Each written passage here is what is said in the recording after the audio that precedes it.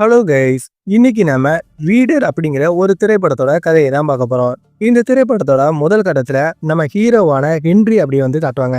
Henry என்ன பண்ணிட்டு இருப்பான்னு பார்த்தீங்கன்னா, இவன் ஒரு லாயரா இருப்பான்.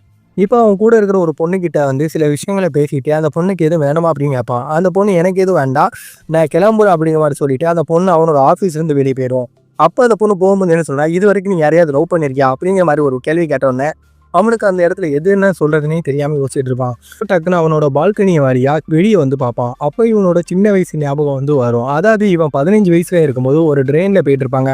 அப்போ இவனுக்கு உடம்பு ரொம்ப சரியில்லாம போயிடும். உடனே இவன் என்ன பண்ணுவான்னு பார்த்தீங்கன்னா, ட்ரெயினுக்குள்ள வாமிட் எடுக்க முடியாதா உடனே ஒரு ஸ்டேஷன்ல இறங்கி அங்கே வாந்தி எடுத்துட்டு இருப்பான்.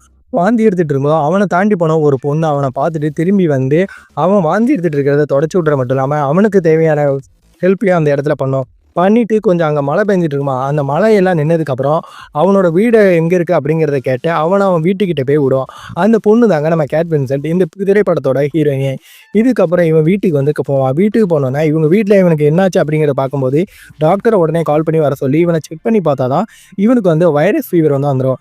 உடனே இவங்க வீட்டில் என்ன சொல்லிடுவாங்கன்னா, இவங்க 3 மாதம் ரெஸ்ட் எடுக்கணும் அப்படிங்கிற மாதிரி சொல்லி டாக்டர் வீட்டில் சொல்லிட்டு போயிடுவாரா. போனதுக்கப்புறம் இவன் 3 மாதமாக ரெஸ்ட்டு தாங்க எடுப்பான்.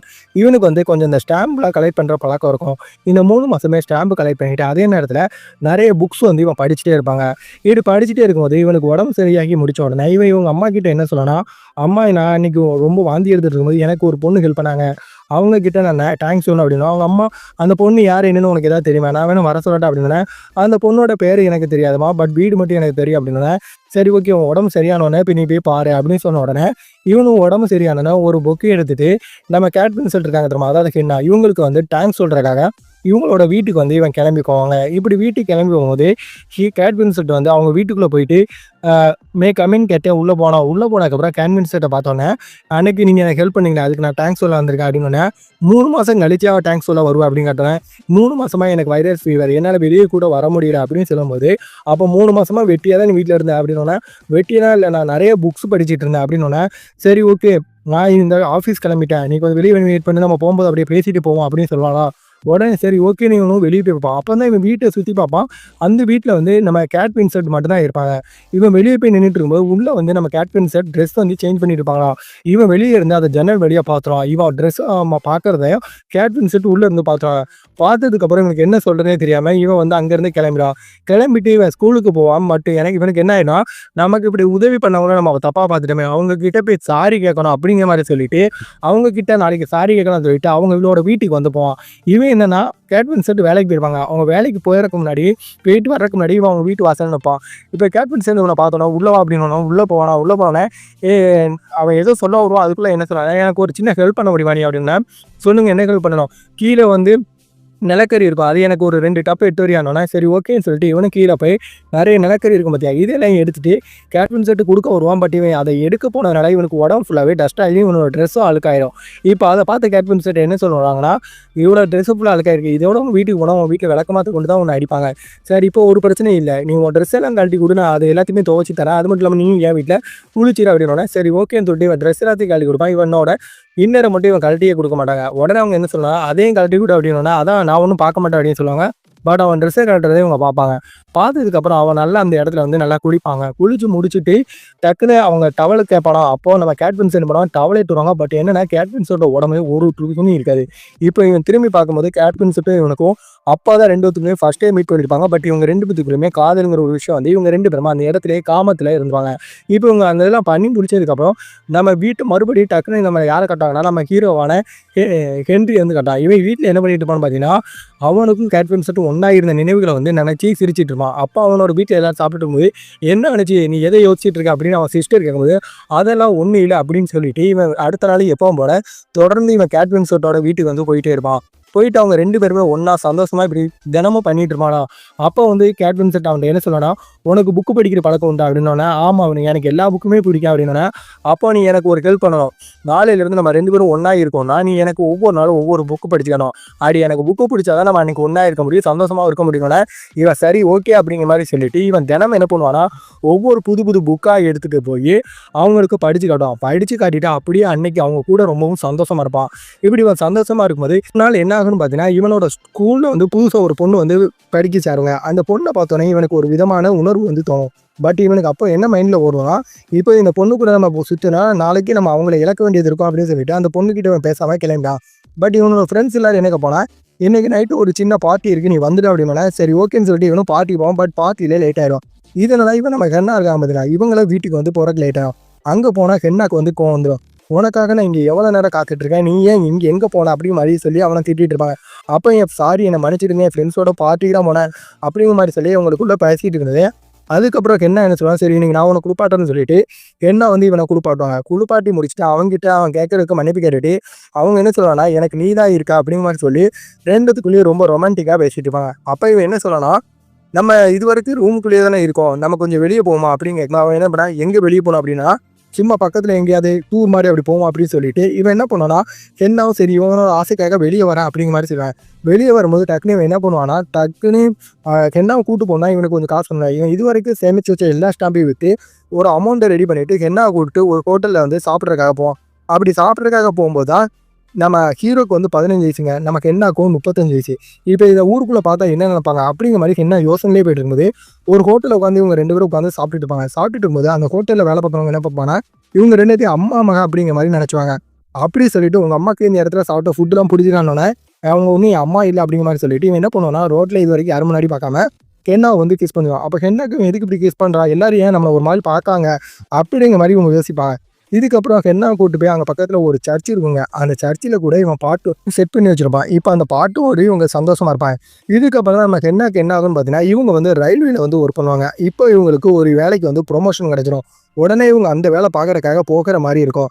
ஆனால் பட் இந்த விஷயத்த வந்து நம்ம ஹென்ரிட்ட வந்து சொல்ல முடியாது. கூட்டு சொன்னால் அவனும் வருத்தப்படுவான் அப்படின்னு சொல்லிட்டு, ஆனாலும் இன்னும் அவன் ஃப்யூச்சரும் கெட்டு போகுது அப்படிங்கிற மாதிரி நினச்சிட்டு இவங்க என்ன பண்ணுவாங்கன்னா, அவங்ககிட்ட எந்த விஷயத்தையும் சொல்லாமல் அங்கேருந்து கிளம்பிடுவான். அடுத்த நாள் நம்ம ஹென்றி எப்போ போல ஹென்னாவை பார்க்குறதுக்காக அவங்க வீட்டுக்கு போவான். வீட்டில் ஆள் இருக்காது. அப்போ அவங்க நம்மளை விட்டுட்டு போயிட்டாங்க அப்படிங்கிற வருத்தத்தில் இவன் அவங்க ரூம்லேயே படுத்து அழுதுட்டுமா. அழுதுட்டு ரொம்ப நேரமாக இந்த விஷயத்தை வெளியே சொல்ல முடியாமல் தன்னோட வீட்டுக்கு வரும்போது அவங்க அம்மா என்னாச்சு, உனக்கு எதுவும் பிரச்சனை ஆகிடும்னா யாருக்கிட்டே எதுவும் சொல்லாமல் ரொம்ப நாள் அழுதுட்டு கொஞ்ச நாளைக்கு அவங்களோட ஏக்கமாக இருப்பான். இதுக்கப்புறம் இவனோட ஸ்கூல் படிப்பு ஃபுல்லாகவே முடிஞ்சிருங்க. இப்போ இவன் காலேஜுக்கு வந்து போவான். காலேஜ் இவன் வந்து லா தான் எடுப்பான். லா எடுத்து லா படிச்சுட்டு இருக்கும்போது லா காலேஜில் ஒரு பொண்ணு இவன் கூட சந்தோஷமாக இருக்கும்னு நினைப்பான். பட் இவனுக்கு என்னாமல் இருந்த நினப்புனால இப்போ தான் நம்ம ஒரு பொண்ணு ஏமாத்திருக்கா, இன்னொரு பொண்ணு வேண்டாம் அப்படிங்கிற மாதிரி சொல்லிட்டு அந்த பொண்ணு கூட அவ்வளோவா பேசவே மாட்டான். அதுக்கப்புறம் என்ன நடக்கும்னு பார்த்தீங்கன்னா, இவங்களுக்கு இந்த லா காலேஜ் படிக்கிறனால கோர்ட்டில் எப்படின்னா என்னென்ன ஹியரிங் எப்படி நடக்குது அப்படிங்கிற விஷயத்த காட்டாந்துருவான். அப்படி கூட்டு போய் காட்டிகிட்டு இருக்கும்போது இவனோட ப்ரொஃபஸர் இவனுக்கு சொல்லி கொடுத்துருப்பான். அங்கே வந்து ஹென்னா பேரை சொல்லி அனௌன்ஸ்மெண்ட் பண்ணுவாங்க. அதாவது ஹென்னா ஒரு கொலை பண்ணிட்டாங்க. அப்போ அங்கே இருக்கிற எந்திரிச்சு பார்ப்பான். அது யாருன்னு பார்த்தா இவன் லவ் பண்ண ஹென்னா. அவங்க மேலே என்ன கேஸ் வந்திருக்கும் பார்த்தீங்கன்னா, இவங்க வந்து நம்ம ஹென்ரிட்ட இருந்து பேசிட்டு அங்கே போனாங்க பார்த்தீங்கன்னா, போன இடத்துல வந்து ஒரு ஸ்கூலில் வந்து டீச்சர் மாதிரி அதாவது கார்டியன் மாதிரி இருந்துப்பான். அப்படி கார்டியன் இருக்கும்போது அங்கே வந்து போர் நடந்துட்டுருக்கும். போர் டைமில் வந்து குழந்தைங்களை வெளியே கூட்டு போகக்கூடாது அப்படிங்கிற மாதிரி இருக்கும். பட் இவங்க என்ன நினைப்பாங்கன்னா, போர் இல்லைன்னு நினச்சி கூட்டு போய் ஒரு சர்ச்சில் வந்து தங்க வச்சுருப்பாங்க. அப்போது சர்ச்சில் ஒரு 300 ஸ்டூடெண்ட் தங்கியிருப்பாங்க. அந்த சர்ச்சில் வந்து பாம்பு போட்டதில் அந்த 300 ஸ்டூடெண்ட்டுமே இருந்தாங்க. இப்போ இந்த கேஸ் வந்து என்ன தான் எல்லாத்துக்கும் காரணம், 300 பேரோட சாவுக்கு காரணம் அப்படிங்கிற மாதிரி சொல்லி அவங்க மேலே பெரிய கேஸ் ஆகும். அது மட்டும் இல்லாமல் ஹென்னா கூட ஒர்க் பண்ணியிருப்பாங்க இந்த மக்காரு. இவங்க எல்லாருமே ஹென்னா தான் கூட்டு வெளியே வர சொன்னா அப்படிங்கிற மாதிரி சொல்லிட்டு அவங்க மேலே முழு தப்ப சொல்லிடுவான். அது மட்டும் இல்லாமல் 2-3 நாளாக ஹியரிங் போயிட்டே இருக்கும்.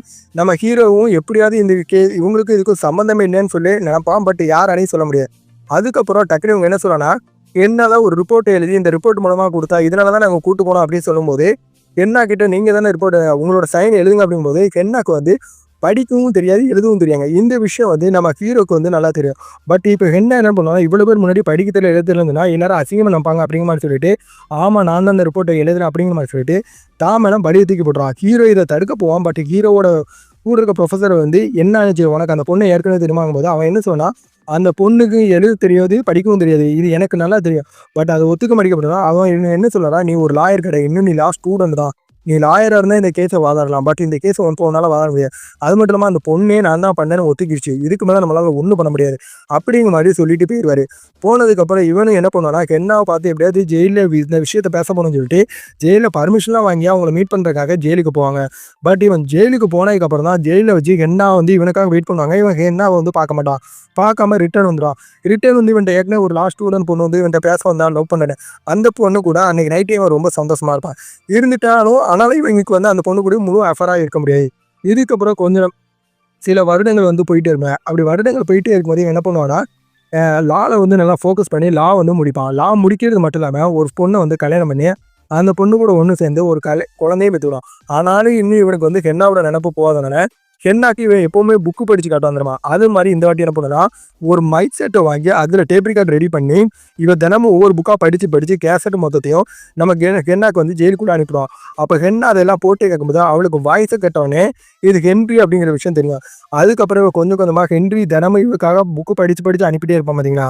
அது எல்லாத்தையுமே கேட்டு இவளும் கொஞ்சம் ஜெயிலுக்குள்ளே வந்து கொஞ்சம் நல்ல விஷயமா அமைதியாகவும் எல்லா லைஃப்பையும் நினச்சி இப்போ வாழ ஆரம்பிச்சுட்டு இருப்பான். அப்படி வாழ ஆரம்பிச்சுட்டே இருக்கும்போது இவளுக்கு 20 வருஷம் வந்து கோர்ட்டில் வந்து தண்டனை கொடுத்துப்பாங்க. இப்போ இந்த டைம்லாம் போயிட்டு இருக்கும்போது இவனுக்கும் வெளியே கல்யாணம் முடிஞ்சு ஒரு குழந்தை பிறந்து அந்த பெண் குழந்தைக்கு இவன் லைஃப் ஃபுல்லாக போயிட்டு இருக்கும். அப்போது ஒரு நாள் இவனுக்கு வந்து என்ன சொல்லுவாங்கன்னு பார்த்தீங்கன்னா ஹென்ரிக்கு வந்து கால் பண்ணி ஹென்னாக்குன்னு சொந்தக்காரங்கன்னு சொல்லிக்கிட்டே யாரும் இல்லை, நீங்கள் தான் அவங்களுக்காக லெட்டர் வந்து எல்லாமே அனுப்பிட்டுருங்க. அதனால் நாங்கள் உங்ககிட்ட இந்த விஷயத்த சொல்லியானோம். இன்னும் கொஞ்ச நாளில் ஹென்னாக்கு வந்து ரிலீஸ் கிடச்சிடும். அதனால் நீங்கள் வந்து அவங்கள பார்த்து அவங்கள எங்கே கூட்டு போகணும் அவங்ககிட்ட வந்து கொஞ்சம் பேசுனீங்கன்னா நல்லாயிருக்கும் அப்படின்னோடனே டக்குன்னு நம்ம ஹென்றி என்ன பண்ணுவோம்னா ஹென்னா பார்க்குறக்காக ஜெயிலுக்கு போவோம். பட் ஹென்னாக்கு வந்து எப்படி பார்த்தாலும் ஒரு 55 வயசுக்கு மேலே இருக்கும். இங்கே நம்ம ஹென்ரியும் சின்ன பையனாக இருக்க மாட்டான். இப்போ இவனுக்கு ஒரு 35 வயசு இருக்கும். இப்போ இவன் என்ன பண்ணுவான்னா அந்த இடத்துல நம்ம ஹென்னா போய் பார்க்கும்போது ஹென்னா வந்து ஹென்ரியை பார்த்தோன்னா இப்போ நீ ரொம்பவே பெரிய பையனாகிட்டா, ஆனால் நீ இன்னும் எனக்கு கிட்டு தான் அப்படிங்கிற மாதிரி சொல்லும்போது நீங்கள் எதை பற்றியும் கவலைப்படாதீங்க, நீங்கள் வெளியே வந்தீங்கன்னா நீங்கள் தங்கறதுக்கு தேவையான இடத்த நான் ரெடி பண்ணிட்டேன். அது மட்டும் இல்லாமல் உங்களுக்கு ஒரு வேலையை நான் ரெடி பண்ணிட்டேன்.